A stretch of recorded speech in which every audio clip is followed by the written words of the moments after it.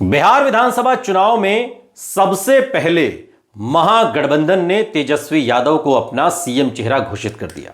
तेजस्वी यादव मुख्यमंत्री और मुकेश सहनी उप मुख्यमंत्री बनेंगे चुनाव के बाद, अगर महागठबंधन की सरकार बनती है तो। लेकिन अब एनडीए से यह सवाल पूछा जा रहा है कि आप प्रेस कॉन्फ्रेंस कब करेंगे, आपकी साझा प्रेस कॉन्फ्रेंस कब होगी, आपके नेता कब एक मंच पर बैठे हुए दिखाई देंगे और कब आप यह अनाउंस करेंगे कि आपका मुख्यमंत्री कैंडिडेट कौन होगा। क्योंकि लगातार एनडीए के सभी घटक दल, खुद बीजेपी इस बात को तो कह रही है कि यह चुनाव नीतीश कुमार के चेहरे पर लड़ा जाएगा, लेकिन इस बात को नहीं कह रही कि चुनाव के बाद नीतीश कुमार ही मुख्यमंत्री होंगे। लेकिन लगातार महागठबंधन के नेता सवाल उठा रहे हैं कि एनडीए ने अपना सीएम फेस अभी तक क्यों नहीं बताया। इस बीच चिराग पासवान मीडिया के सामने आए और चिराग पासवान ने एनडीए के भीतर उलझी हुई इस गुत्थी को और ज्यादा उलझा दिया।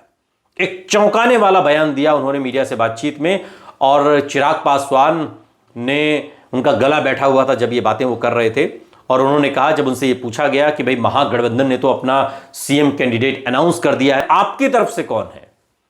चिराग पासवान ने कहा कि हम लोग बार बार कहते हैं कि मुख्यमंत्री नीतीश कुमार के नेतृत्व में हम चुनाव लड़ रहे हैं। अब आप एक एक शब्द को गौर कीजिएगा।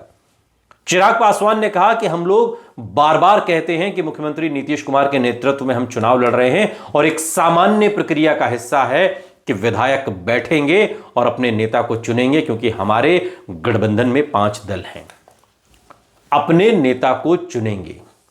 यानी कि नेता फाइनल नहीं है। यह बात इशारों में और सटीक शब्दों में चिराग पासवान ने कही। उन्होंने यह भी कहा कि मेरा विश्वास है कि एक बार फिर तमाम विधायक नीतीश कुमार को 14 नवंबर के बाद मुख्यमंत्री पद की शपथ दिलाएंगे। मेरा विश्वास है। उन्होंने इस पर मोहर नहीं लगाई। वो यह भी कह सकते थे कि नीतीश कुमार ही मुख्यमंत्री होंगे, लेकिन उन्होंने ऐसा नहीं कहा। उन्होंने कहा मेरा विश्वास है कि नीतीश कुमार को ही सभी लोग चुनेंगे।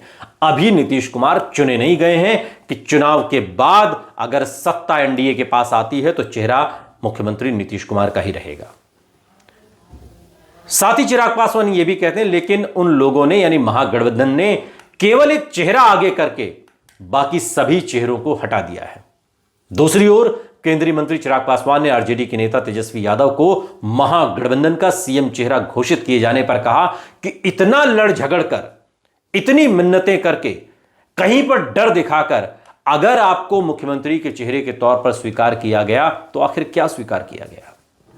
लेकिन सवाल यह है कि कम से कम अगर आपके ही शब्दों में कहें, लड़ झगड़ कर या तमाम चीजें करके एक चेहरे पर सहमति तो बनी।